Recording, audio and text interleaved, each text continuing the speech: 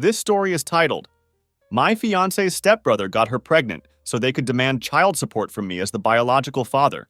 But I hired lawyers who exposed the truth through DNA testing and cut them off completely. Years later, she showed up with the child begging for money. Hey Reddit, my name is Jason, and I'm 28 years old. Until recently, I was living what most people would consider the dream life. I run my own electrical contracting business, and it's been going incredibly well. The money is good, really good actually, and I've managed to build something I'm genuinely proud of. I live in a beautiful house in Miami that I bought a few years back, and I'm married to Jessica, my wife of 7 years. From the outside looking in, everything appeared absolutely perfect. Jessica is stunning. The kind of woman who turns heads when she walks into a room. We met in college, dated for 3 years, and got married when we were both 21. Those early years were genuinely happy. She supported my decision to start the electrical business, even when it meant long hours and financial uncertainty in the beginning. We built what I thought was a solid foundation together, combining my work ethic with her creativity and social skills. Our life in Miami suited us perfectly. The weather, the lifestyle, the opportunities, everything seemed to align with what we wanted. Jessica did freelance graphic design work, which gave her flexibility and creative fulfillment. She was good at it too, building up a decent client base over the years. We had established routines, shared friends, and what I believed was a strong marriage built on trust and mutual respect.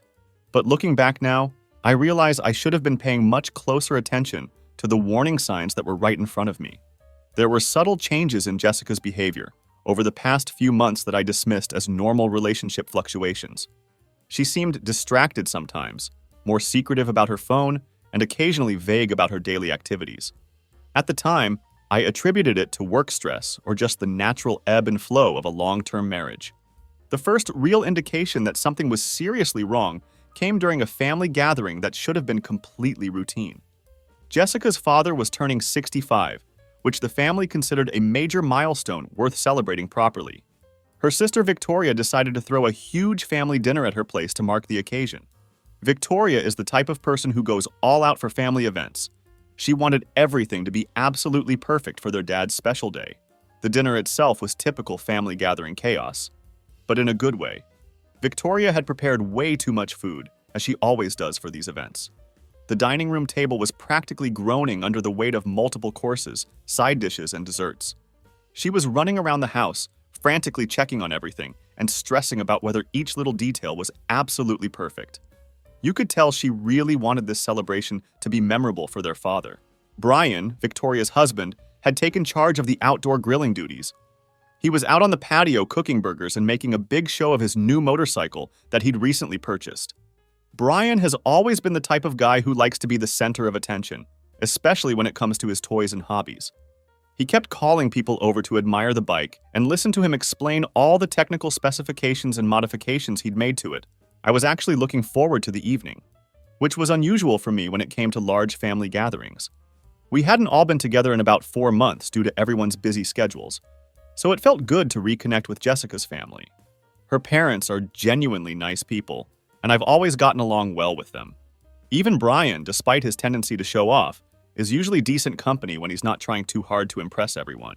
But there was something different about the atmosphere that night, something I couldn't quite put my finger at the time. There was this weird undercurrent of tension that I initially dismissed as typical family dynamics.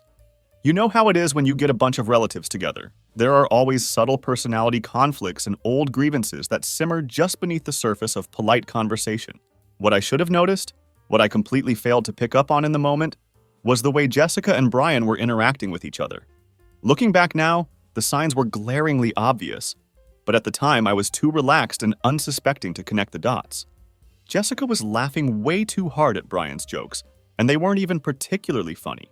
Her reactions seemed forced and exaggerated, like she was putting on a performance for some unseen audience.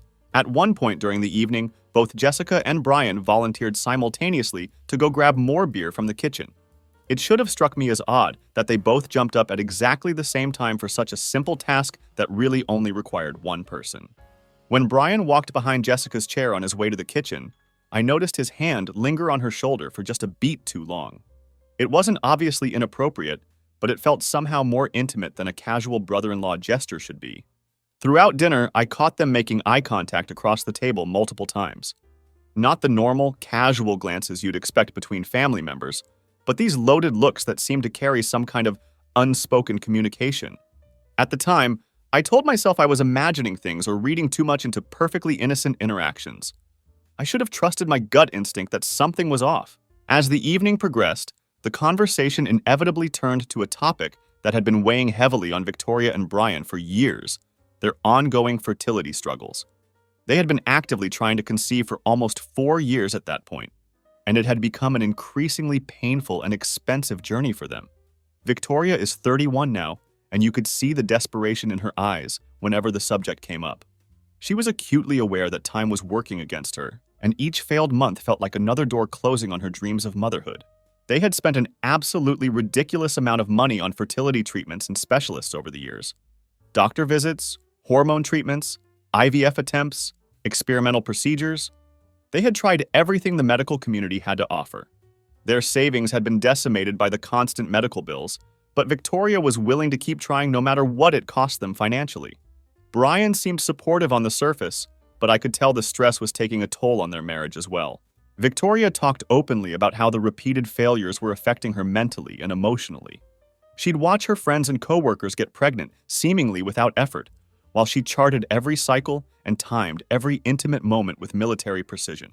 The clinical nature of their attempts at conception had stripped away much of the joy and spontaneity from their relationship.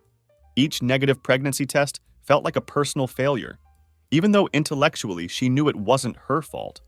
During this part of the conversation, Jessica made what seemed like a compassionate and supportive comment about how unfair life could be sometimes. She said it was heartbreaking that good couples who desperately wanted children couldn't seem to conceive, while other people got pregnant by complete accident without even trying. At the time, I thought she was just being a caring sister, offering emotional support during a difficult discussion. Now I realize that Jessica was actually testing the waters for something much more sinister. She was setting up the narrative framework for her twisted plan that was already well underway. Every word she spoke that night was calculated manipulation, designed to gauge the family's emotional responses and establish herself as the sympathetic sister who understood Victoria's pain. The bitch was playing a long game that none of us could see coming. The real clue that something was seriously wrong came about a week after that family dinner. I needed to use Jessica's laptop for a client presentation because my computer was in the shop getting repaired. I had this major commercial job proposal that was due the next morning, and I couldn't afford to miss the deadline. It was a potentially lucrative contract that could set up my business for the next 6 months. Jessica was in the shower when I sat down at the kitchen table where she'd left her laptop open. I wasn't snooping or trying to invade her privacy. I just needed to access my email and work on the presentation. But there was an email displayed on the screen that made my blood run cold and changed everything I thought I knew about my marriage. The subject line of the email read, "Fertility tracking confirmed. Optimal window this Friday." At first glance, I thought it might be something related to Victoria's ongoing treatments. Maybe Jessica was helping coordinate appointments or something like that. But as I looked more closely, I realized this email wasn't from any doctor's office or medical clinic that I recognized. It was from some random Gmail account that I'd never seen before, and my gut immediately told me that something was seriously fucked up about this whole situation. I know I probably should have just closed the laptop and minded my own business, but that subject line combined with all the weird vibes from the family dinner had triggered every alarm bell in my head. So I did what any smart guy would do when his instincts are screaming that something is wrong. I started digging deeper into Jessica's email history to figure out what the hell was going on. What I discovered over the next hour made me want to put my fist through the wall and burn the whole house down. There were months and months of messages between Jessica and Brian, going back almost 6 months. These weren't innocent family coordination emails or casual conversations between in-laws. These were detailed communications about secret meetups, discussions about optimal timing for conception, and explicit logistics about how they were going to execute their plan to get Jessica pregnant with Brian's child. The level of planning and coordination was absolutely staggering. They had worked out every detail of their deception with the precision of a military operation. Jessica had been tracking her ovulation cycles and communicating the optimal fertility windows to Brian. They had established regular meeting times and locations where they could be together without arousing suspicion from me or Victoria. Every aspect of their affair had been carefully orchestrated to maximize the chances of conception while minimizing the risk of discovery. Reading through their messages made me physically sick to my stomach. The casual way they discussed their betrayal, the cold calculation behind every decision, the complete lack of regard for the people they were deceiving. It was like discovering that the person I'd been married to for 7 years was actually a complete stranger. Someone capable of this level of manipulation and deception had been sharing my bed and my life for years without me having any clue who she really was. But the worst part, the thing that made me realize just how truly evil Jessica's plan was, became clear as I read deeper into their correspondence. They weren't just having an affair. They had orchestrated this entire scheme because they were planning to give the baby to Victoria and Brian to raise as their own child. Victoria would think she was finally getting the child she desperately wanted, never knowing that her husband was actually the biological father and her sister was the biological mother. The messages revealed how they talked about me and Victoria like we were just obstacles to work around, problems to be managed while they executed their twisted plan. "He won't suspect anything if we're careful about the timing," Jessica had written in one message. "Victoria's at her yoga class every Friday afternoon. That gives us a 3-hour window," Brian had replied. "Once I'm pregnant, we just need to make the timeline believable and everything will work perfectly," Jessica had responded. They had it all figured out, every detail planned and coordinated. What made their plan even more twisted was the realization that they never intended to tell Victoria the truth about what they had done. They were going to let her raise Brian's biological child for the rest of her life, thinking it was some generous gift from Jessica and me. Brian would get to be a father to his actual biological child while pretending to be the loving uncle. Victoria would spend years playing house with a complete lie, pouring her maternal love into a child that was the product of her husband's affair with her own sister. And me? According to their plan, I was supposed to be the legal father and primary financial provider for a child that came from my wife fucking her sister's husband behind my back. I would be responsible for raising, supporting, and loving a constant reminder of Jessica's betrayal, never knowing that every time I looked at this kid, I'd be looking at evidence of the worst deception of my life. It was the perfect crime. Except these two idiots were stupid enough to coordinate their entire operation through email. I spent the next 3 hours taking screenshots of absolutely everything. Every single message between Jessica and Brian, every coordination detail they had planned, every disgusting exchange about timing and logistics.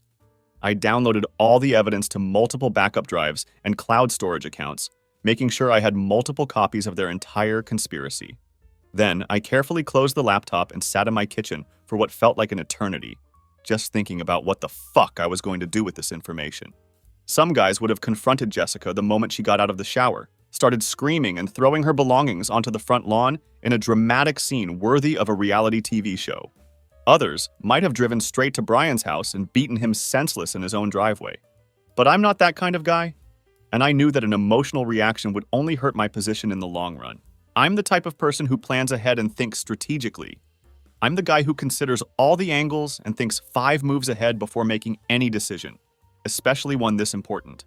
This situation was going to require careful planning and precise execution if I wanted to come out on top instead of getting destroyed in the process. That night when Jessica came home from what she claimed was a girls' night out, which I now knew was actually a fertility appointment or coordination meeting with Brian, I acted completely normal. I made dinner like I always did, asked about her day with genuine interest, and we watched Netflix together on the couch like nothing in our world had changed. But everything had changed. Everything was different now. I just wasn't going to let her know that until I was completely ready to destroy her world as thoroughly as she had destroyed mine. The next morning, Jessica left for what she said was an important work meeting with a potential new client. Based on what I'd read in her emails, I knew this was probably another attempt to get pregnant with Brian's child. As soon as her car disappeared down the street, I got to work on the first phase of protecting myself from the financial and legal devastation that was coming. My first call was to my brother Tony, who runs his own plumbing business and has always been much more financially savvy than me when it comes to protecting assets. Tony is also the most brutally honest and straightforward person I know. He doesn't sugarcoat anything and has always had my back when things get difficult. When serious shit hits the fan, he's always the first person I call for advice and support. "I need to transfer ownership of my electrical business to you temporarily," I told Tony when he picked up the phone.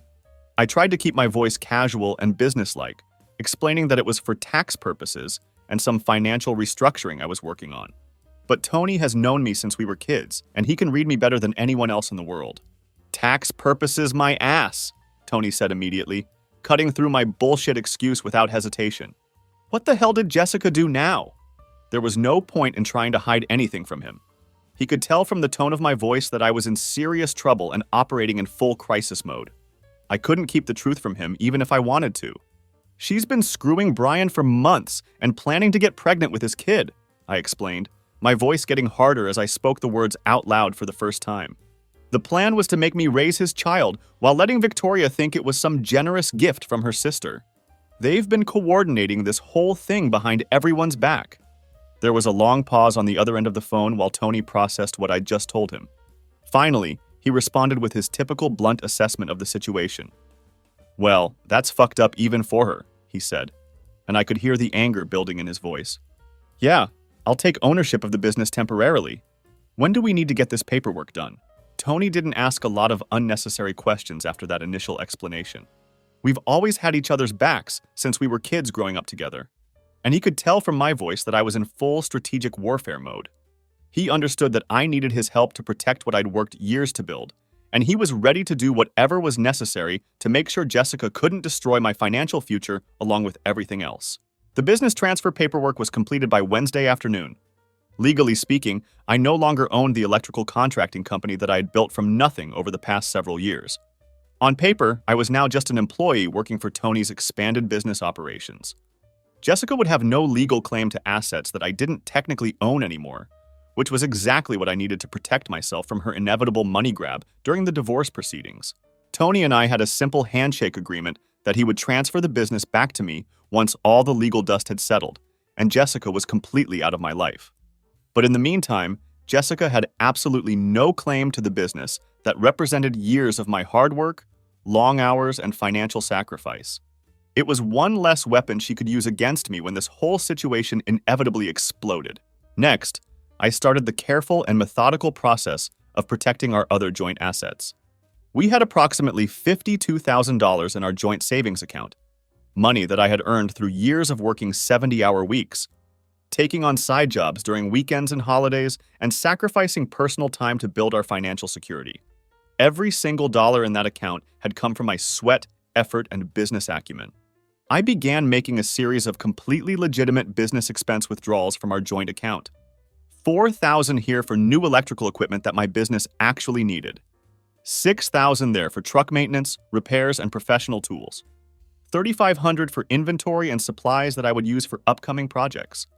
All of these were genuine business expenses that I could fully document and justify, but they also had the added benefit of moving money out of Jessica's reach and into business accounts that were now technically owned by Tony.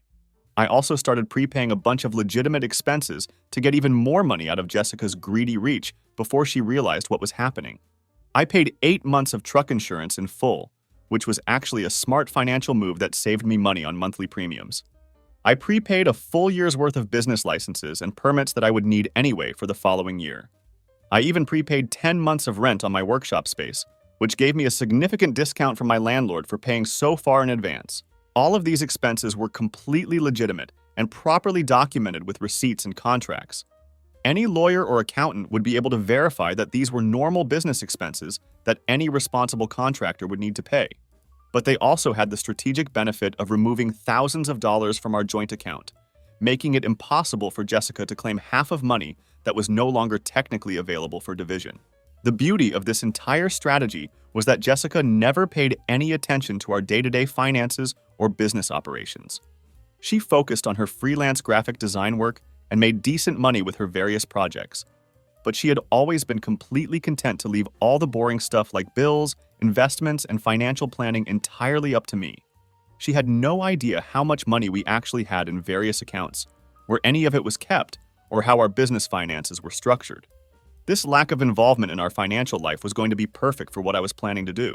I didn't have to worry about the house either, which was another major advantage in my favor. I had bought our 4-bedroom house with the big garage workshop out back about 3 years before Jessica and I got married. I'd purchased it entirely with money I had saved from my business, and I'd been making all the mortgage payments from my own income throughout our entire marriage. Jessica's name wasn't on the deed, the mortgage paperwork, or any other legal documents related to the property. When we got married, Jessica had simply moved into my house rather than us buying something together. It had seemed like a practical arrangement at the time, since I already owned a beautiful home that had plenty of space for both of us.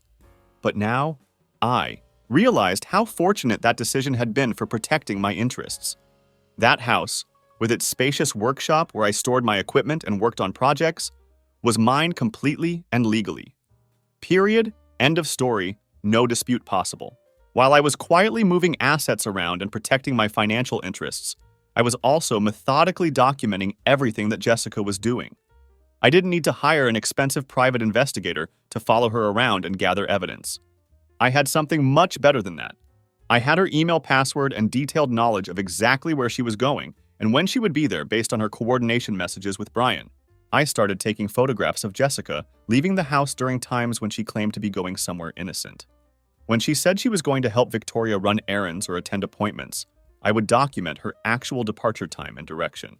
I would then drive by the fertility clinic where I knew she and Brian were actually meeting, and I'd take pictures of his distinctive truck parked in the parking lot during her supposed appointment times. I was systematically building a comprehensive timeline of their betrayal and deception. Tony helped with some of the surveillance work without me even needing to ask him directly. One Wednesday afternoon, he sent me a text message that made my blood boil, but also provided valuable evidence for my case. Saw Jessica and that loser Brian at the Cheesecake Factory on Ocean Drive this afternoon, the message read. She was feeding him dessert like they were newlyweds celebrating their anniversary. Thought you should know what's going on. The evidence was piling up quickly from multiple sources, but I wasn't in any hurry to make my move or confront Jessica about what I'd discovered. I wanted to be absolutely certain of my legal and financial position before I revealed that I knew about their affair. The longer I waited, the more evidence I could gather, and the stronger my position would be when everything finally came out in the open. During this entire period of investigation and asset protection, Jessica was playing the role of the perfect wife with an almost disturbing level of dedication. She was being extra nice to me every single day, going out of her way to be affectionate and attentive in ways that hadn't been typical of our relationship in recent months. She would cook my favorite meals without me even asking, remembering dishes I'd mentioned liking weeks earlier, and surprising me with them when I came home from work. She was also initiating sex more frequently than had been usual for us lately, which made my skin absolutely crawl once I knew what she was doing with Brian behind my back. The thought of her coming home from her fertility appointments and affairs, then getting into bed with me like nothing had happened, made me feel physically sick. But I maintained my performance and acted like the loving, unsuspecting husband she needed me to be for her plan to work. Jessica kept talking about our future together during these weeks, discussing long-term plans and dreams like nothing was wrong with our marriage. She would bring up vacation destinations she wanted to visit, home improvement projects she thought we should tackle, and career goals she wanted us to work toward together. The level of deception required to have these conversations while actively betraying me was staggering. She even started bringing up the subject of us having children together, probably as a way to set up her cover story for when she eventually got pregnant with Brian's child. "Don't you think it's time we started trying for a baby?" she asked one evening while we were watching a movie on the couch like a normal, happy couple. "Maybe we should stop using protection and see what happens naturally." "Maybe," I replied, knowing that she was probably already pregnant or actively trying to get pregnant with another man's child. The acting required on both sides during these conversations was absolutely incredible. She was testing how I would react to the idea of starting a family, while I was pretending to consider it seriously when I knew exactly what she was really planning. The hardest part of this entire charade was acting normal around Victoria and Brian during family gatherings and social events. We had dinner at their place a few weeks after I had discovered everything, and I had to sit there listening to Brian complain about work stress and everyday problems while knowing that he was secretly screwing my wife behind everyone's back.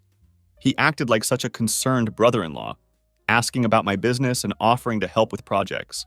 Victoria talked extensively during that dinner about their latest fertility treatment failure and how emotionally draining the entire process had become for her. She was clearly struggling with feelings of inadequacy and disappointment, not knowing that her husband was actively trying to get her sister pregnant just a few miles away from their house. The level of betrayal and manipulation happening right under her nose was absolutely heartbreaking to witness. But I kept my mouth shut and played my role perfectly, because I knew that when I finally revealed the truth, the impact would be devastating precisely because no one would see it coming. The element of surprise would be my greatest weapon in completely destroying their carefully constructed web of lies and deception. About 5 weeks after my initial discovery of their email correspondence, Jessica started showing the early symptoms of pregnancy. She began experiencing morning sickness that had her running to the bathroom first thing every morning, often before she was even fully awake. She developed fatigue that had her taking afternoon naps, which was completely unlike her normal high-energy personality. She also started having weird food cravings that made no sense based on her usual preferences. Jessica told me she thought she might be pregnant and suggested we should wait and see how things developed before getting too excited about the possibility. I acted happy and supportive, like any good husband would, expressing cautious optimism while secretly knowing exactly what was causing her symptoms and who was responsible for her condition. 7 weeks after I had discovered the affair and their entire conspiracy, Jessica confirmed what I already knew with absolute certainty. She was pregnant with Brian's bastard child, though she obviously didn't phrase it that way when she told me the news. She made this elaborate production of showing me the positive pregnancy test, complete with tears of joy and excited talk about how perfect the timing was for us to start our family. "I can't believe it happened so fast," she said, holding the pregnancy test with trembling hands and looking at me with what appeared to be genuine happiness and excitement.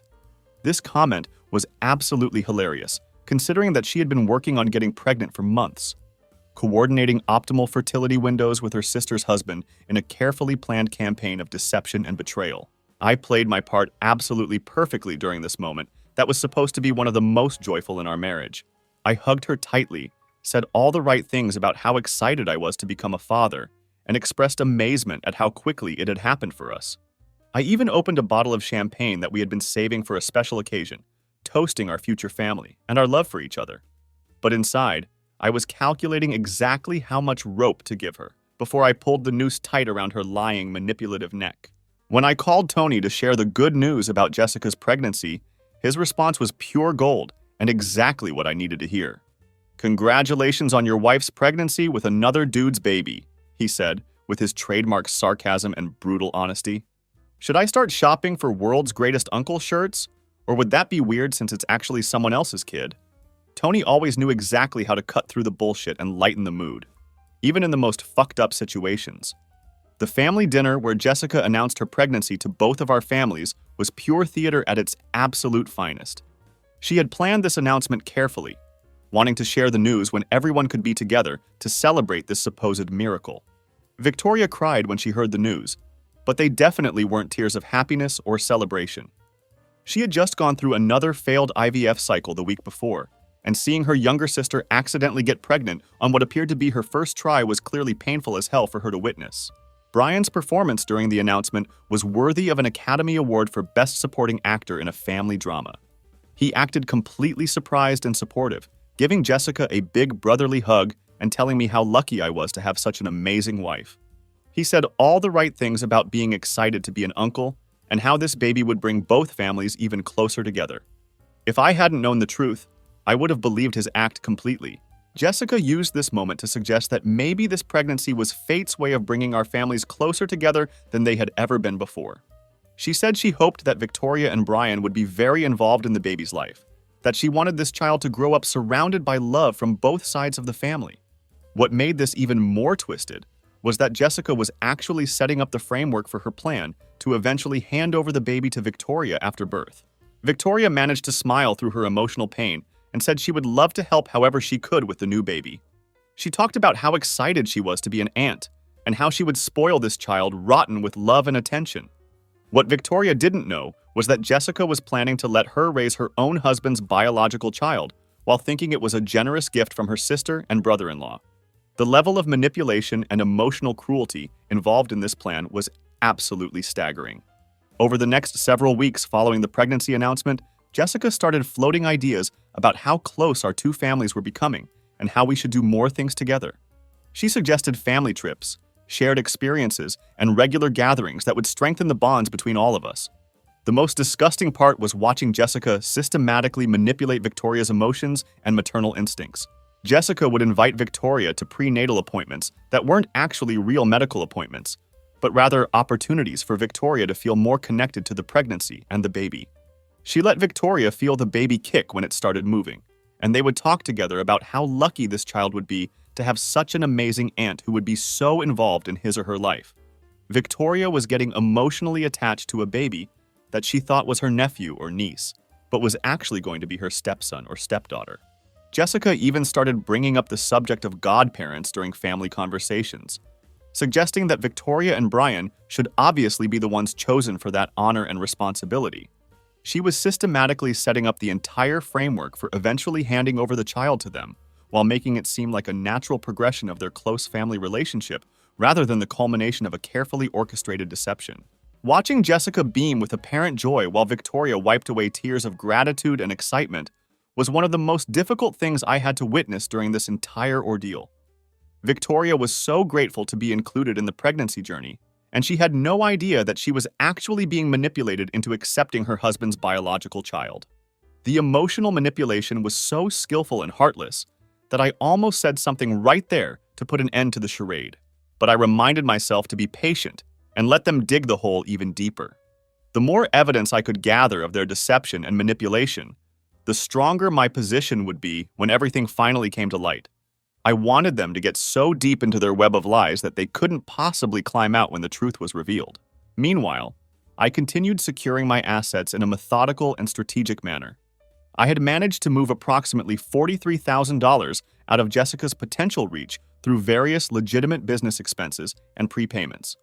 The remaining $9,000 in our joint account was enough to avoid raising any suspicion about unusual financial activity, but not enough to matter significantly in a divorce settlement. Every dollar I could protect was a dollar she couldn't use against me or claim as part of our marital assets.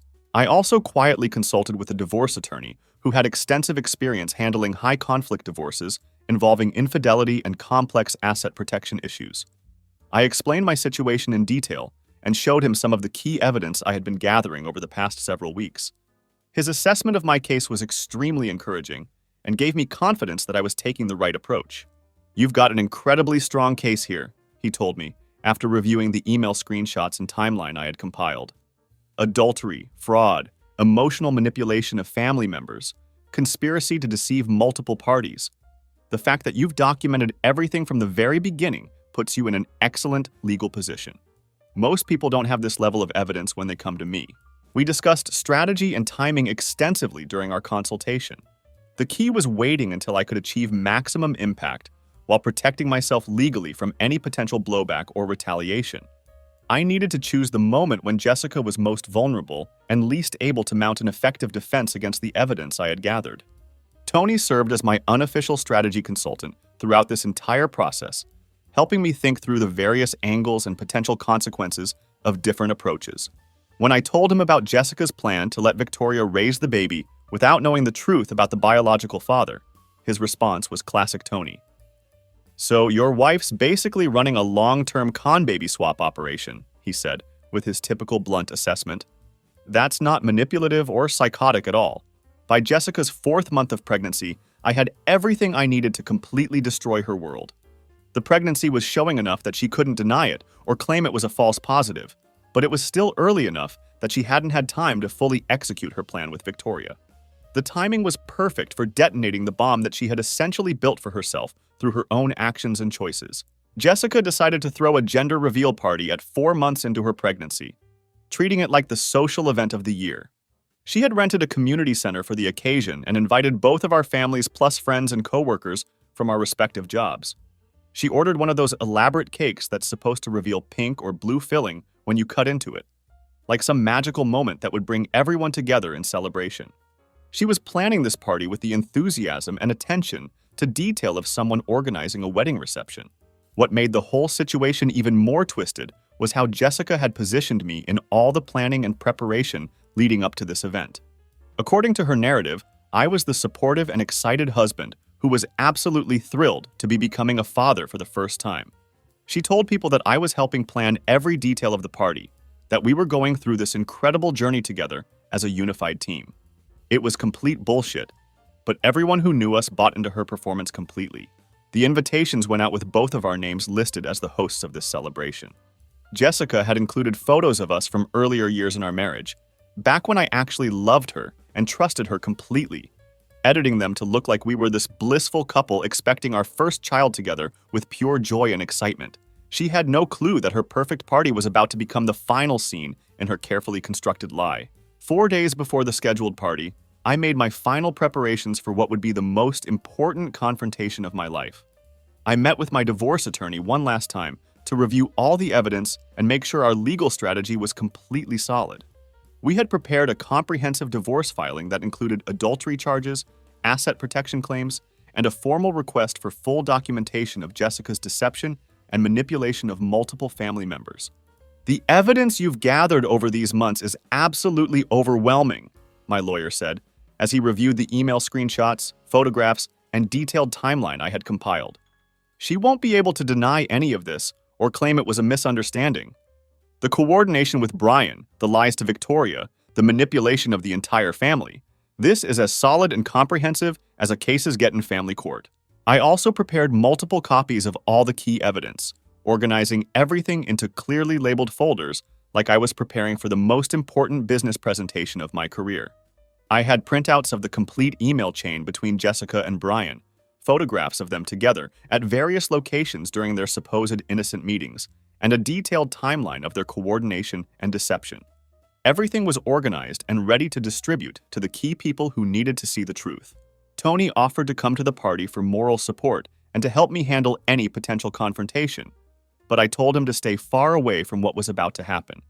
"This is going to get extremely ugly, and I don't need you getting arrested for punching Brian in the face when you see what he's done," I explained. "Fair point," Tony replied. "But if you need bail money afterward, just call me immediately." On the day of the party, Jessica was practically glowing with excitement and anticipation.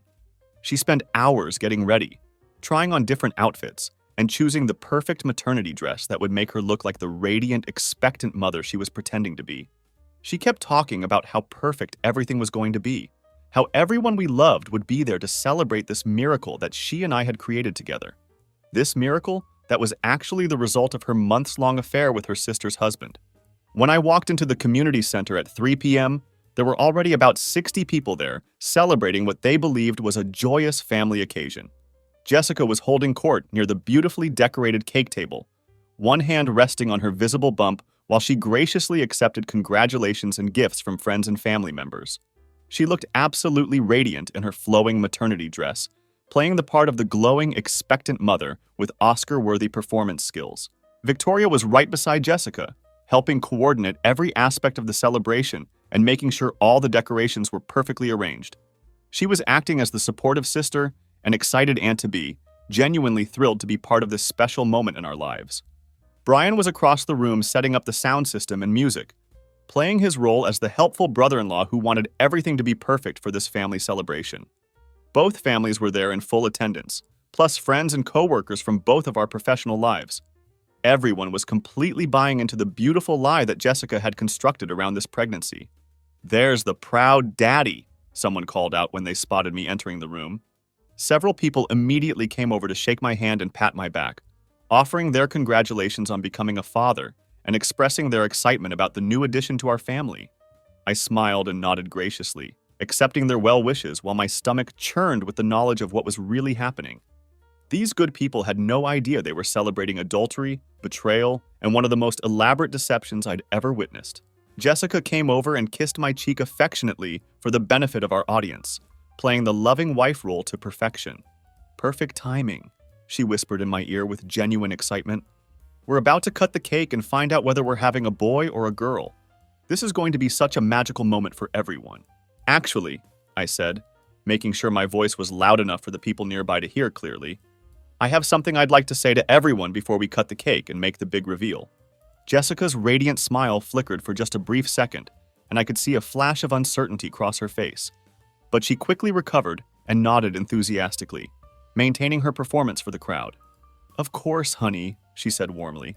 "Everyone would absolutely love to hear from the expectant father. You always know exactly what to say at moments like this." Someone got everyone's attention by tapping a spoon against a glass, and the room gradually quieted down as about 60 people turned their focus toward me. They were clearly expecting some heartfelt speech about becoming a father, starting our family together, and how grateful we were for everyone's love and support during this special time in our lives. I pulled out my phone and opened the folder of screenshots that I had carefully prepared for exactly this moment. Before we celebrate this pregnancy, I started, keeping my voice calm, clear, and completely controlled. I think everyone here should know the complete truth about how this baby was conceived and who the real father actually is. Jessica's face went completely white as the blood drained from her cheeks. I could see the exact moment when she realized that her perfect plan was about to be destroyed in front of everyone who mattered to her. Brian, who had been across the room adjusting the microphone, dropped the equipment with a loud crash that echoed through the suddenly silent community center. For the past 5 months, Jessica has been having an ongoing affair with Brian, I continued, holding up my phone to display the email screenshots for people to see. This wasn't a one-time mistake or a moment of weakness that we could work through as a couple. This was a deliberate, ongoing relationship that was specifically designed to get her pregnant with his child. The room went completely dead silent. You could literally hear people breathing as they tried to process what I had just revealed. I continued with my methodical destruction of Jessica's lies. The baby we're supposedly celebrating today isn't mine. It's Brian's biological child, and Jessica's original plan was to let Victoria raise Brian's kid while thinking it was a generous gift from her sister and me. That's the actual truth about this miracle pregnancy that we're all here to celebrate. That's when Jessica completely and utterly lost her shit in front of 60 witnesses. "You bastard!" she screamed at the top of her lungs, lunging toward me with her hands outstretched like claws, clearly intending to physically attack me. "How dare you ruin this moment? How dare you humiliate me like this in front of everyone we know?" 2 of her cousins managed to catch her before she could reach me, but she kept screaming like an absolute banshee. "None of you understand what's really happening here. This was about family. This was about love and helping Victoria finally have the child she's always wanted." Victoria, meanwhile, had gone from complete confusion to horror to pure rage in about 45 seconds flat. She was staring at the printed emails that I had handed to her, reading her husband's actual words about how to coordinate secret meetings with her sister behind her back. Her hands were shaking as she read message after message detailing their affair and their plan to deceive her about the baby's true parentage. "You sick bitch," Victoria said, her voice deadly quiet, but carrying clearly across the silent room. "You've been screwing my husband and lying to my face for months. You let me get emotionally attached to this baby, thinking I was going to be an aunt, when you were planning to make me raise your affair child without ever telling me the truth." Brian came running over from across the room where he dropped the microphone, clearly panicking as he saw his carefully constructed world falling apart in real time. He tried to grab the evidence folder from someone's hands, acting like he had some kind of authority to control the situation. "Give me that," he demanded, reaching desperately for the papers that contained proof of his betrayal. But I stepped directly in front of him, blocking his path to the evidence. "Don't," I said simply, my voice calm but absolutely firm. "Don't even think about trying to destroy evidence or intimidate anyone here." Brian made the massive mistake of shoving me hard in the chest, probably thinking he could intimidate me into backing down and letting him control the narrative. He clearly believed he could use physical force to shut down the truth and protect himself from the consequences of his actions. That was a big fucking mistake on his part, and he was about to learn exactly how wrong he was. I hit him once with a clean right cross that connected perfectly with his jaw and dropped him to the floor immediately in front of 60 witnesses. His nose started bleeding right away, spreading blood all over the community center floor while he lay there stunned and trying to figure out what had just happened to him. The punch was clean, justified, and completely satisfying after months of watching him deceive everyone. "Anyone else want to put their hands on me?" I asked the room, making eye contact with several people to make sure everyone understood that I was completely serious about defending myself. Nobody moved, nobody said a word, and nobody seemed inclined to get involved in Brian's mess. Jessica was still ranting and raving about how this was all for the family, like betraying your sister and deceiving your husband was somehow an act of love rather than the ultimate selfishness. Victoria was crying and calling Jessica every name in the book, years of suppressed frustration and pain finally exploding as she realized how completely she had been manipulated. Brian was on the floor, holding his broken nose and probably wondering how his perfect plan had gone so spectacularly wrong. The chaos in that room was absolutely perfect. Exactly what I had planned and hoped for when I decided to reveal the truth in such a public and dramatic way. Everyone who mattered in Jessica's life was seeing exactly who she really was underneath the loving sister and devoted wife act she had been performing for years. I reached into my jacket and pulled out the divorce papers that my attorney had prepared, the legal documents that would officially end this marriage and begin the process of completely separating my life from Jessica's lies and manipulation. "Jessica," I said, cutting through all the noise and hysteria with my calm, controlled voice. "You're being served with divorce papers." I dropped the papers at her feet like the trash they represented, making sure everyone in the room could see that this wasn't just an emotional outburst, but a carefully planned legal action. "The party's over," I announced to the room, then turned around and walked out of that community center, got in my truck, and drove away while the most important people in Jessica's life learned exactly who she really was underneath her mask of deception. As I drove home, I felt a sense of relief and satisfaction that I hadn't experienced in months. The burden of carrying that secret knowledge was finally lifted, and Jessica's web of lies had been completely destroyed in front of everyone who mattered to her.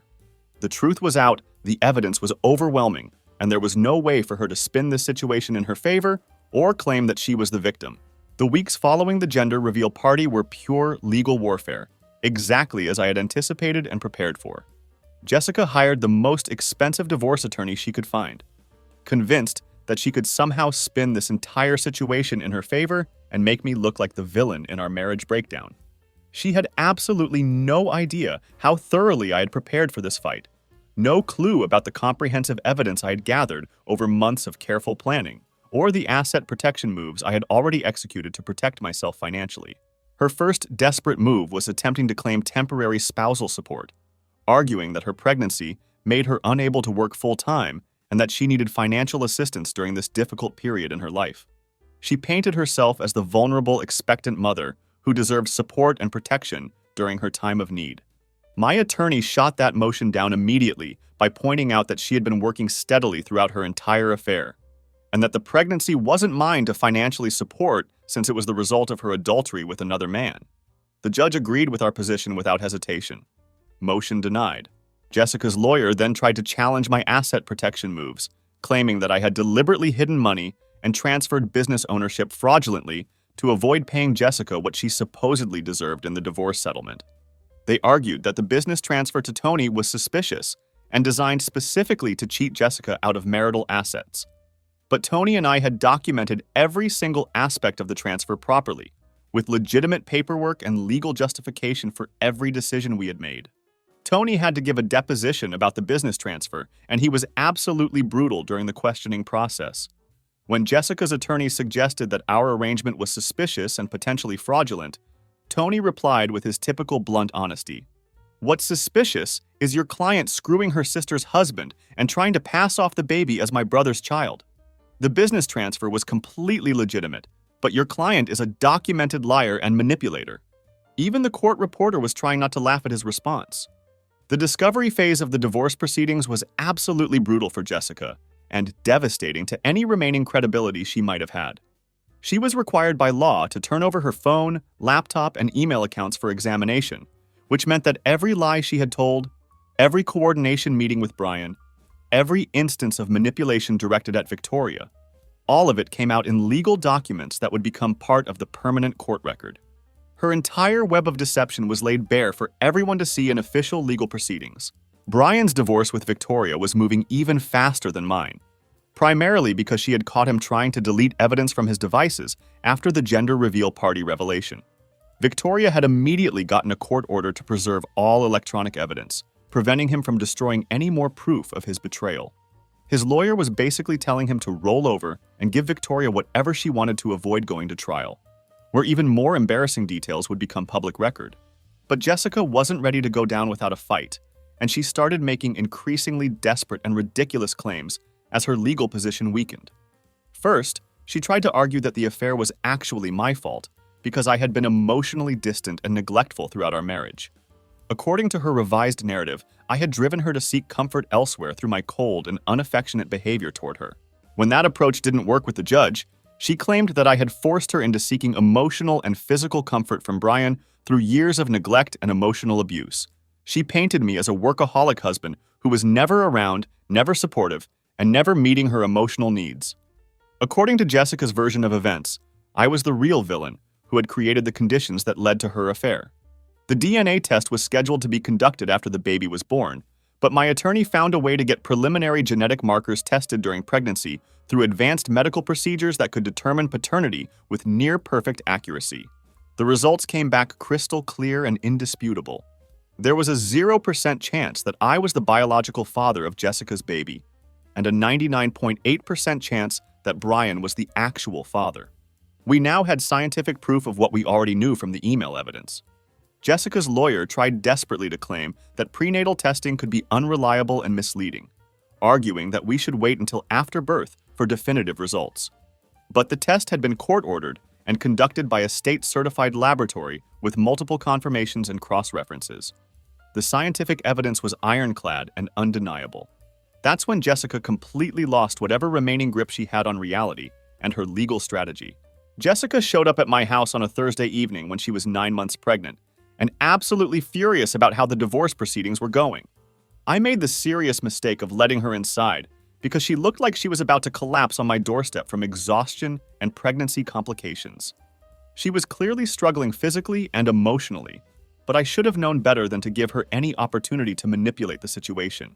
"We need to talk," she said, settling herself heavily into my living room couch like she still lived there and had every right to make herself comfortable in my home. Her pregnancy was at full term, and she looked absolutely miserable both physically and emotionally. "No, we don't," I replied firmly. "Everything goes through our lawyers now.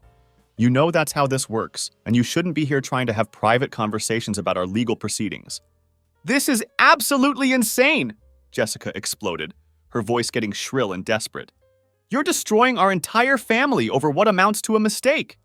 People make mistakes all the time, and marriages survive affairs every single day. We can work through this situation if you would just stop being so stubborn and vindictive about everything." "Jessica, you didn't make a mistake," I said, keeping my voice calm and controlled. "You planned this deception for months. You systematically lied to everyone who cared about you. You manipulated your own sister's emotions, and you tried to deceive me about raising another man's child. This wasn't a momentary lapse in judgment. This was a calculated campaign of betrayal." "I was trying to help Victoria!" Jessica screamed, her composure completely breaking down. "Victoria wanted a baby so desperately, and I was going to give her that gift. I was going to give her Brian's baby without telling her it was Brian's baby, so she could finally experience motherhood like she always dreamed. You were going to let Victoria raise her husband's child with another woman and never tell her the truth about what you had done to her," I responded. "You were planning to deceive her for the rest of her life about the most fundamental facts of this child's parentage. That's not helping someone. That's manipulating them in the cruelest way possible." Jessica stared at me like I was speaking a completely foreign language, as if she genuinely couldn't understand why I was objecting to her plan. "Sometimes families have to make sacrifices for each other," she said, her voice taking on an almost religious tone.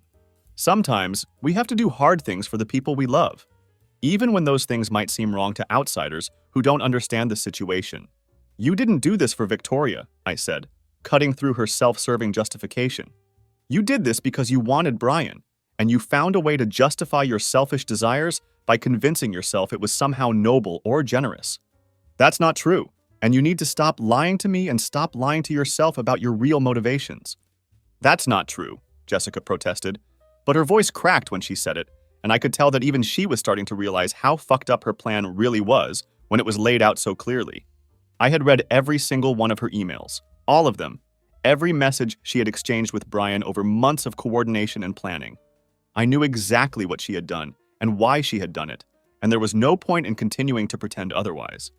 "Stop lying to me and stop lying to yourself," I repeated. She was quiet for about a minute, probably trying to think of some other manipulation or excuse that might work on me. Then she tried a completely different approach, switching tactics when she realized her justification wasn't working. "Okay, fine. Maybe I made some bad choices along the way," she admitted reluctantly. "But we can work through this situation.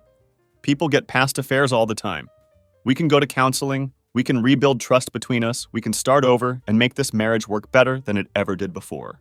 "Jessica, you're pregnant with another man's child," I said, stating the obvious fact that seemed to escape her understanding. "So what?" she replied, as if that was a minor detail that could be easily overlooked. "You could adopt him legally after he's born. We could raise him together as our own child, and he would never have to know the complicated circumstances of his conception. Brian doesn't even want kids anyway. He told me that himself multiple times. He only went along with this plan because I convinced him it would help Victoria deal with her fertility problems and give her the family she always wanted. The level of delusion in Jessica's thinking was absolutely stunning to witness. She actually believed that she could talk her way out of this situation and convince me to consider raising Brian's bastard child as my own. The audacity of even suggesting such a thing showed just how completely disconnected from reality she had become.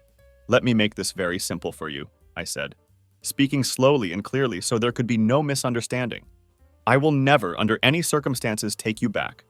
I will never raise Brian's child as my own. I will never forgive you for what you did to your sister and to our marriage. We are getting divorced, and you're going to get as little as possible from this settlement." That's when Jessica really lost her shit completely and showed her true colors. "You can't do this to me!" she screamed at the top of her lungs, her voice echoing through my house. "I gave you the best years of my life! I supported your stupid business through all the long hours and weekend work. I put up with your workaholic crap and never complained. I made sacrifices for this marriage." "What sacrifices, Jessica?" I asked, genuinely curious about her perspective. "What exactly did you sacrifice for our marriage?" "I could have done better than you," she shouted, revealing what she really thought about our relationship.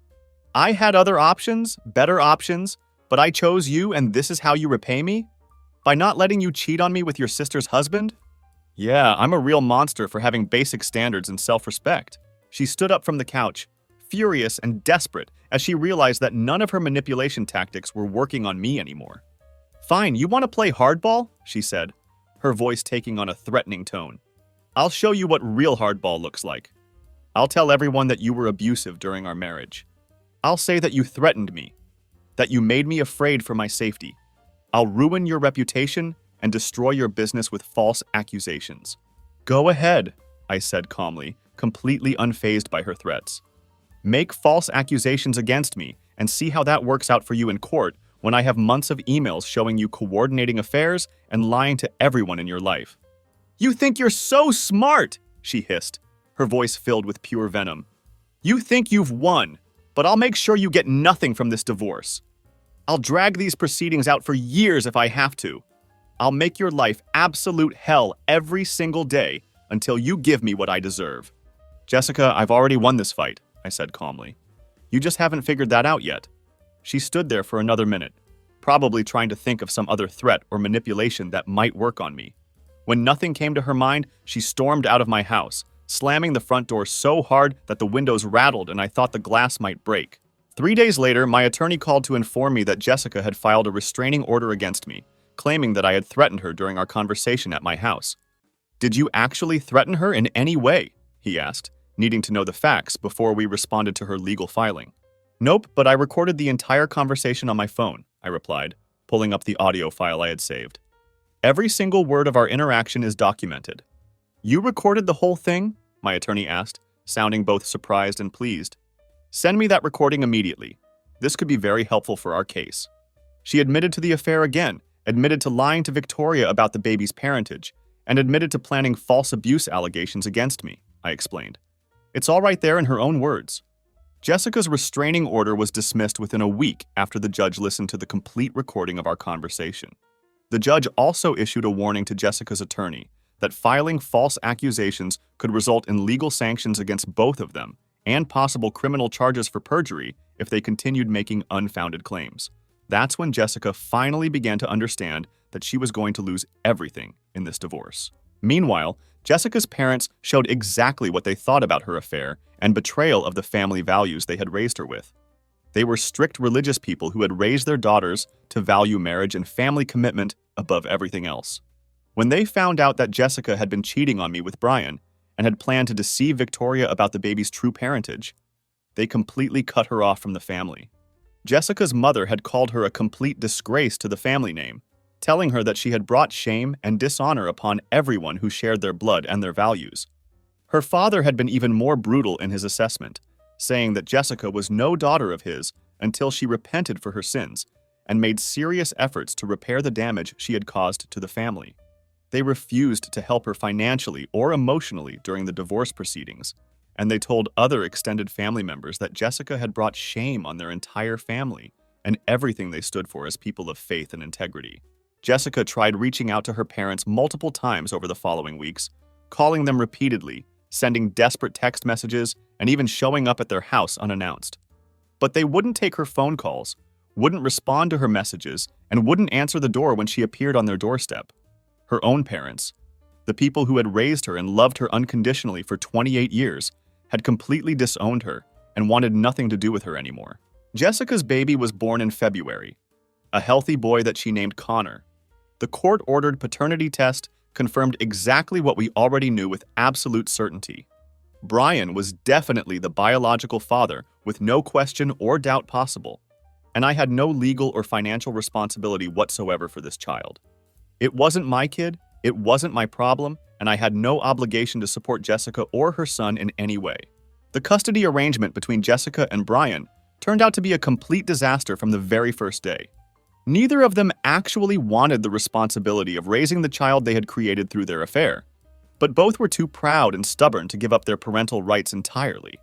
Neither wanted to look like the bad parent who abandoned their child, so they were stuck in a toxic arrangement that served no one's interests, especially not the innocent baby caught in the middle.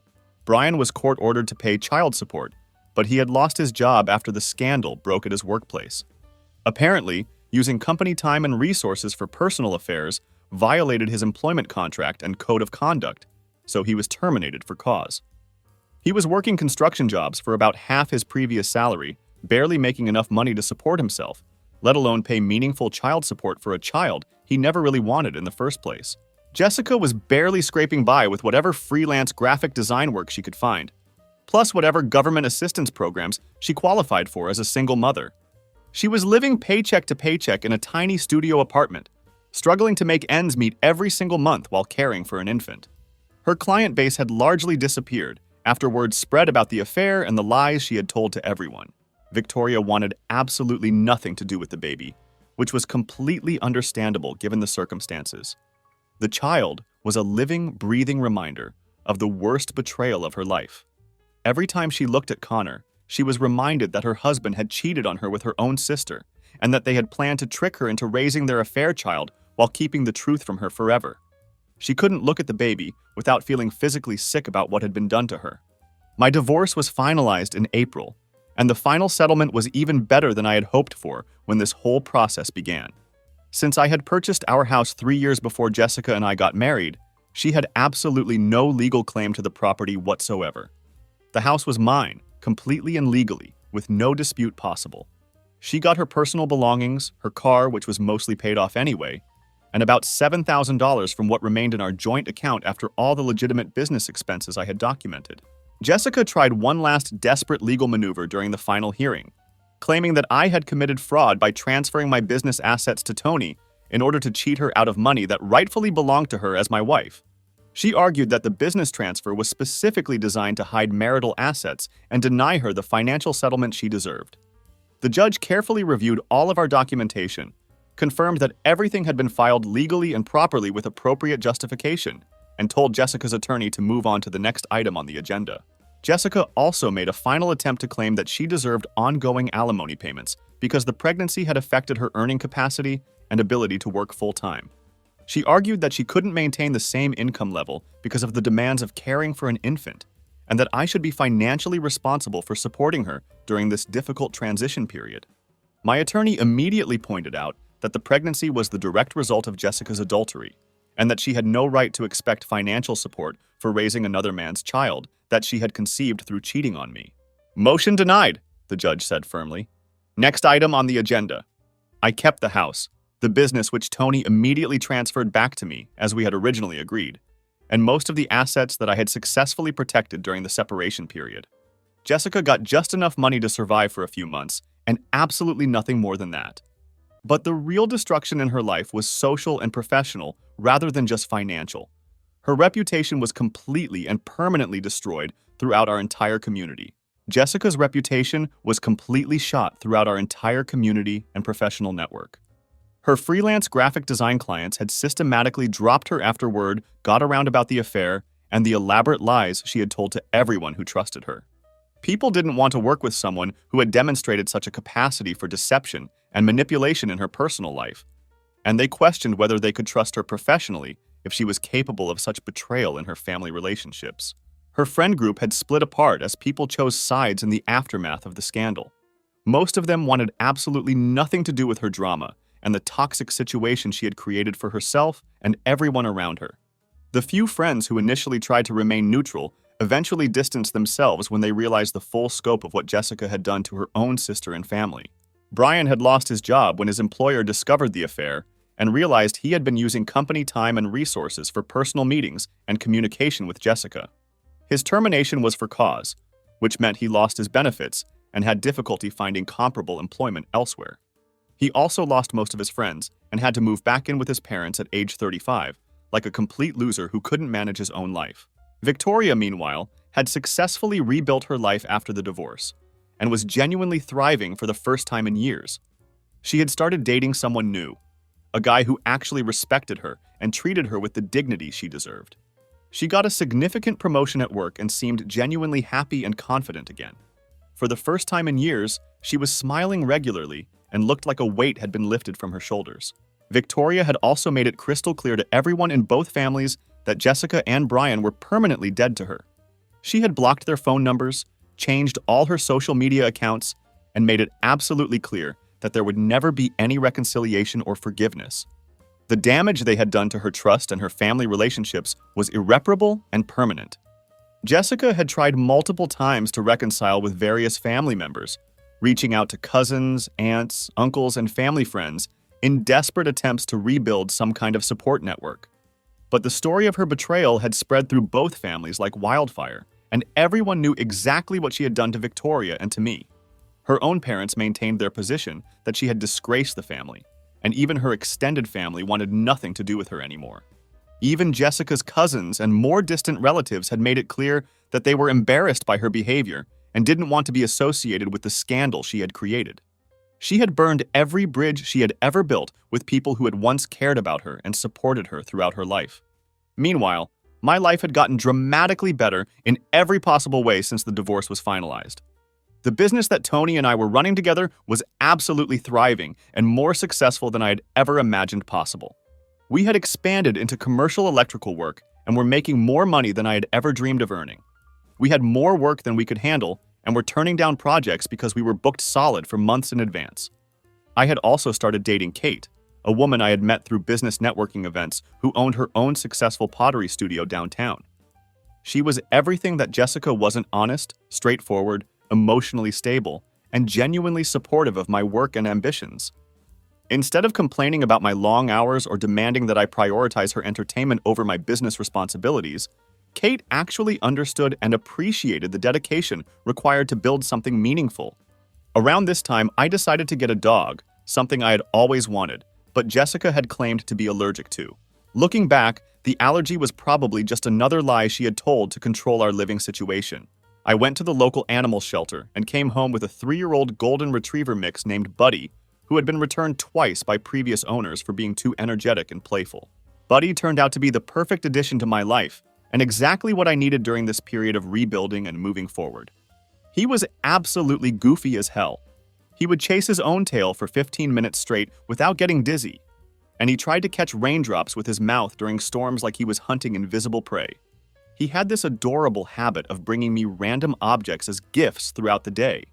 Socks, TV remotes, and once he managed to bring me an entire roll of toilet paper that he had unrolled throughout the house. But Buddy was also incredibly loyal and intuitive about people's emotions and needs. He never left my side when I was working in the garage workshop, always seeming to know when I needed cheering up after a particularly long or stressful day. He had this remarkable sixth sense about people's character and intentions. The first time Kate came over to my house to meet Buddy, he immediately brought her his favorite tennis ball and rolled over for belly rubs like he had known her his entire life. Jessica used to constantly complain that dogs were dirty and unpredictable animals that she didn't want in our house. She would make comments about how they tracked mud inside, shed hair everywhere, and required too much attention and care. But Buddy was neither dirty nor unpredictable. He was just honest about what he wanted and gave unconditional loyalty in return for basic care and affection.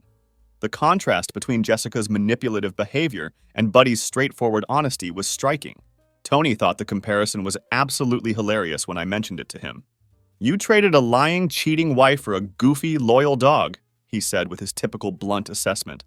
"That seems like a major upgrade to me in every possible way." 7 months after the divorce was finalized, I heard through mutual acquaintances and community gossip that Jessica was living in a tiny studio apartment across town, working random gig jobs and part-time positions to make rent every month. She was barely surviving financially, moving from one temporary job to another without any stability or security. Brian had moved 3 states away, supposedly trying to rebuild his career and start over somewhere that people didn't know about his scandal. Brian was sending minimal child support payments when he remembered to do so, which wasn't consistently every month. The financial support he provided was barely enough to cover basic necessities for Connor, let alone anything extra for Jessica's own living expenses. She was essentially a single mother with virtually no reliable support system, struggling to care for an infant while working whatever job she could find. Connor, the innocent child caught in this entire mess, was the only true victim in all of this chaos.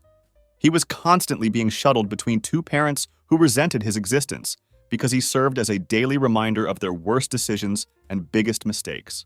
Neither Jessica nor Brian had really wanted to be parents, but neither was willing to give up their parental rights either, probably out of pride or stubbornness rather than genuine desire to raise him. 3 years later, Jessica's life had completely imploded in ways that were even more devastating than I could have imagined. She was working at a retail job in a different city, living paycheck to paycheck in a studio apartment that was barely large enough for one person, let alone a growing child. She could barely afford basic necessities like food and clothing, let alone anything that might be considered extras or luxuries. Connor was staying with Brian's parents most of the time because Jessica couldn't afford consistent childcare and couldn't hold down a stable job that would allow her to support both of them. The custody arrangement had become a complete nightmare for everyone involved, with Connor being passed around between different family members depending on who could afford to take care of him at any given time. Brian himself had moved to another state entirely for work opportunities, but he was still struggling to make his monthly child support payments on a consistent basis. The custody arrangement between him and Jessica was absolutely toxic, with neither of them able to communicate without getting into screaming arguments about money, responsibility, and blame for their current situation. Connor was constantly caught in the middle of their dysfunction and mutual resentment. Victoria had moved forward with her life in the most positive way possible. She had married the guy she'd been dating, and they had relocated to a beautiful suburb outside the city where they were building a genuinely happy life together. They were talking seriously about starting their own family, and Victoria seemed to have found the peace and stability that had been missing from her life for so many years during her marriage to Brian. Victoria had made it absolutely crystal clear that Jessica and Brian were permanently dead to her, with no possibility of reconciliation or forgiveness ever. She had blocked their numbers, eliminated them from all social media, and made sure that everyone in both families understood that any contact with them would be considered a betrayal of her trust and boundaries. Jessica had tried multiple times over the years to reconcile with various family members, but the damage was too extensive and too public for anyone to risk their own relationships by associating with her. Her parents maintained their position that she had brought shame on the family and still refused to acknowledge her existence or provide any kind of support. The last I heard, they still wouldn't help her financially or emotionally in any way. Meanwhile, my life had continued improving dramatically in every aspect. Kate and I had gotten engaged after dating for 2 years, and she had moved into my house, the house I had bought years before I ever met Jessica. We had converted the spare bedroom into Kate's art studio, and she absolutely loved having the dedicated space to work on her pottery projects and artistic endeavors. Buddy had taken to Kate immediately and completely, which convinced me that I had made the right choice in every way. Watching Kate and Buddy interact together was a daily reminder of how toxic and negative my relationship with Jessica had actually been. Jessica used to complain about everything constantly. The house was too small, the neighborhood was too quiet, my work took too much time. I was never around enough to meet her emotional needs. Kate, on the other hand, appreciated what we were building together and actually supported my goals and ambitions instead of constantly undermining them or making me feel guilty for working hard. The electrical contracting business was more successful than it had ever been in its entire history. Tony and I had strategically expanded our operations and purchased 3 additional commercial properties that we were developing into workshop and storage facilities. We were moving into custom home electrical systems and high-end commercial projects that paid significantly more than the basic residential work we had started with years earlier. We had hired 4 full-time employees and were booked solid with high-paying commercial contracts for the next 20 months. The financial success was beyond anything I had imagined when I first started the business, and it felt incredibly satisfying to know that Jessica would never be able to claim any part of what I had built through my own hard work and dedication. Kate and I got married last October in a beautiful ceremony that was everything our relationship represented: genuine, supportive, and drama-free. We had a small celebration with close friends and family members who actually cared about us and wanted to see us succeed together. There was no chaos, no hidden agendas, no manipulation or deception. Just people who genuinely loved us coming together to celebrate the beginning of our life together. Buddy served as our ring bearer during the ceremony, walking down the aisle with the wedding rings tied securely to his collar, his tail wagging enthusiastically the entire time. During the reception, he spent the evening going from table to table, collecting pets and treats from our guests, like the social butterfly he had always been. Watching him interact with everyone reminded me daily of how much better my life had become since I'd removed the toxic elements and surrounded myself with genuine, honest relationships. About 6 weeks after Kate and I got married, I was enjoying one of my favorite Saturday morning rituals: coffee on the back deck with Buddy while Kate worked on her pottery projects in the converted garage studio. It was one of those perfect fall mornings with crisp air and leaves just starting to change colors. The kind of peaceful moment that made me grateful for how dramatically my life had improved. Then, the doorbell rang unexpectedly, which was unusual since I wasn't expecting any visitors or package deliveries that would require a signature. I figured it might be a neighbor needing to borrow a tool, or maybe someone making deliveries who had gotten confused about addresses. I opened the door and felt like I had been punched directly in the gut by the sight that greeted me. Jessica was standing on my front porch, holding Connor, who was now a toddler, clinging desperately to her shoulder with his face buried against her neck. The little boy was clearly frightened and confused by whatever situation had brought them to my doorstep. Jessica herself looked absolutely terrible, worse than I had ever seen her look, even during the worst parts of our divorce proceedings. Her hair was pulled back in a messy ponytail that obviously hadn't been washed in several days, and there were dark circles under her eyes like she hadn't slept properly in weeks. She was wearing clothes that clearly hadn't been laundered recently, and you could literally smell the desperation and failure emanating from her entire presence.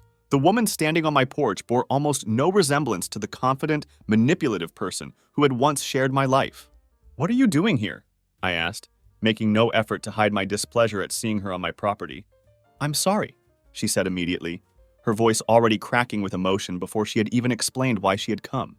"I know I shouldn't be here, and I know you don't want to see me, but I didn't know where else to go or who else to turn to for help."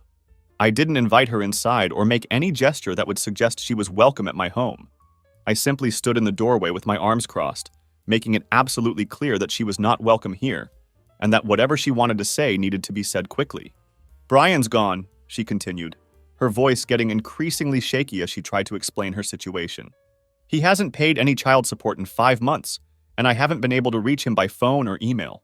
I lost my apartment 2 weeks ago because I couldn't make the rent payments, and we've been staying in my car most nights because I don't have anywhere else to go." Connor peeked at me briefly from his position on his mother's shoulder, then immediately buried his face again when he saw me looking at him. The kid had Brian's distinctive eyes and Jessica's chin structure, and it definitely wasn't his fault that his parents were complete disasters who had created this entire mess through their own selfish choices. "That's not my problem, Jessica," I said firmly, without any sympathy or emotion in my voice. "Please," she whispered, tears starting to form in her eyes as the reality of her situation became clear to her. "Just a loan. Just enough money to get a security deposit on a new apartment. I'll pay you back, I swear on my son's life. I just need help getting back on my feet so I can take care of Connor properly." "No," I said firmly and definitively. Jessica's eyes filled with tears and she began crying with genuine broken sobs that seemed to come from the deepest part of her soul. "We have nowhere to go," she choked out between the tears. "My parents won't even answer my phone calls anymore. Victoria blocked my number years ago and made it clear she never wants to see me again. I've tried everything I can think of." "There are shelters," I said matter-of-factly.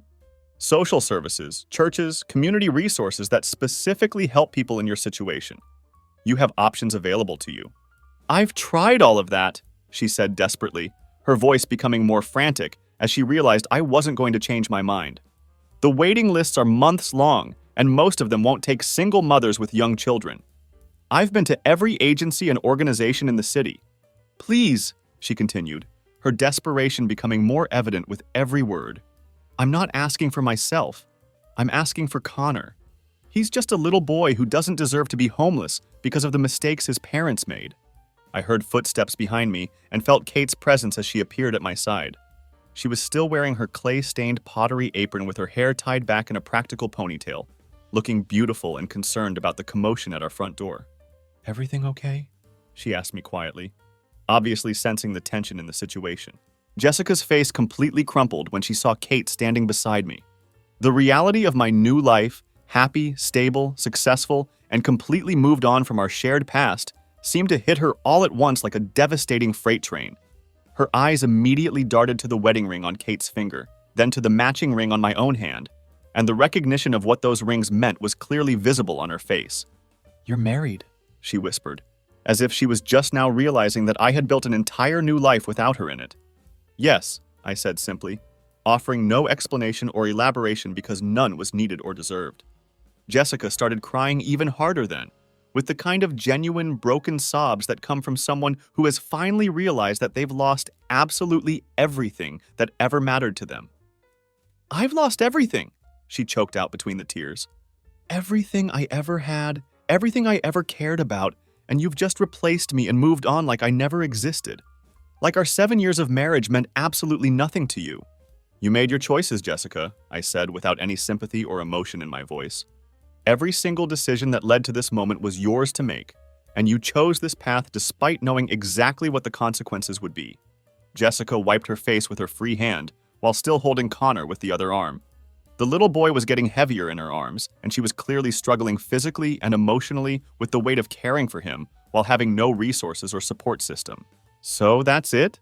she asked, her voice filled with a mixture of desperation and disbelief. "You're just going to turn us away? You're going to let a child be homeless because you're angry at his mother?" "Yes," I said, without any hesitation whatsoever. "This isn't my responsibility anymore, and it stopped being my problem the moment you decided to cheat on me with your sister's husband. You need to leave now, or I'm calling the police," I continued, pulling out my phone to demonstrate that I was completely serious about enforcing my boundaries. "You wouldn't," she said, but there was no conviction in her voice because she could see in my expression that I absolutely would follow through on that threat. I started dialing the emergency number while maintaining eye contact with her. "You have 45 seconds to get off my property before I report you for trespassing and harassment." Kate touched my arm gently and disappeared briefly into the kitchen. When she returned, she was carrying a bottle of water, a fresh apple, and some crackers in a small bag. She handed these items to Jessica without saying a word, but with a look of basic human compassion that didn't extend to anything beyond this small gesture of kindness. "Thank you," Jessica whispered, her voice barely audible as she accepted the food and water. The simple act of kindness from Kate seemed to break something fundamental inside Jessica, and she sat down heavily on the porch step, still holding Connor, who was getting restless and confused by the entire situation. "What happened to you?" Jessica asked, looking up at me with genuine confusion and pain. "You used to be such a kind person. You used to care about people who were struggling and needed help." Kate returned with a bottle of water and snacks, handing them to Jessica in a gesture that was compassionate, but also clearly final. "Thank you," Jessica whispered again, looking at Kate with a mixture of gratitude and resentment. "You need to go now," I said firmly, my voice leaving no room for negotiation or further discussion. "Don't come back here again. This is your only warning, and I won't be this patient if you show up at my house again." I watched Jessica walk slowly to her car, an old, beaten-up vehicle that had clearly replaced the nice sedan she'd driven during our marriage when she was living off my financial success. Connor looked back at me over her shoulder as they walked away, and I could see the confusion and fear in his young eyes. He was a child caught in a mess that he didn't create and couldn't understand, being raised by two people who had never really wanted to be parents. As they drove away in that beat-up car, I felt nothing but pure relief that this confrontation was finally over, and that Jessica was out of my life once again. Buddy appeared at my side, nudging my leg gently with his favorite tennis ball clutched in his mouth, clearly ready to continue our peaceful Saturday morning routine as if nothing unusual had happened, as if the toxic past hadn't tried to intrude on our present happiness. That moment crystallized something important for me about the fundamental difference between Jessica and me when it came to handling life's challenges and disappointments. When I realized that my marriage was built on lies, betrayal, and manipulation, I made the hard but necessary choices to protect myself and get out of the situation cleanly. I took control of my circumstances rather than becoming a victim of them. When Jessica realized that she wasn't happy in her marriage, instead of addressing the problems honestly or ending the relationship with integrity, she made selfish choices that hurt everyone around her, including her own sister and innocent family members who trusted her completely. She chose deception over honesty, manipulation over communication, and betrayal over respect. She had actually asked me to sacrifice my self-respect and dignity by raising another man's child to cover up her affair and protect her from the consequences of her actions. She had expected me to participate actively in her deception and help her manipulate Victoria into raising Brian's biological child, while thinking it was a generous gift from her sister and brother-in-law. The audacity of expecting me to be complicit in such a cruel scheme still amazes me. I chose to pursue the truth, even though it was painful and difficult and destroyed relationships that had once been important to me. It absolutely sucked to discover what Jessica had done, and it was devastating to realize that someone I had loved and trusted for 7 years was capable of such elaborate deception. But pursuing the truth was infinitely better than living in a house of cards built on lies and manipulation. Jessica, on the other hand, had chosen to build her entire plan on deception, and when that foundation of lies inevitably collapsed, she had no backup plan and no skills for dealing with the consequences of her actions. She had gambled everything on her ability to manipulate multiple people simultaneously, and when that strategy failed, she was left with nothing. As I stood there watching her drive away, I reflected on how different our lives had become since the divorce was finalized. I was living in the same house I had bought before our marriage, running a thriving business with my brother, married to an amazing woman who actually supported my goals and ambitions, and sharing my life with a loyal dog who brought joy and laughter to every single day. Jessica, meanwhile, was homeless and struggling to survive while caring for a child that served as a constant reminder of the worst decisions she had ever made. She had burned every bridge she had ever built with family members and friends, destroyed her professional reputation, and isolated herself from everyone who had once cared about her. The contrast between our current situations wasn't the result of luck or circumstances beyond our control. It was the direct consequence of the choices we had made when faced with challenges in our marriage. I had chosen integrity, honesty, and self-respect, even when those choices were difficult and painful. Jessica had chosen deception, manipulation, and betrayal, thinking she could control the outcome through lies and schemes. 3 years later, the results of those different approaches were clearly visible. My life was better in every measurable way than it had been during our marriage. I was happier, more successful, more fulfilled, and surrounded by people who genuinely cared about me and supported my goals.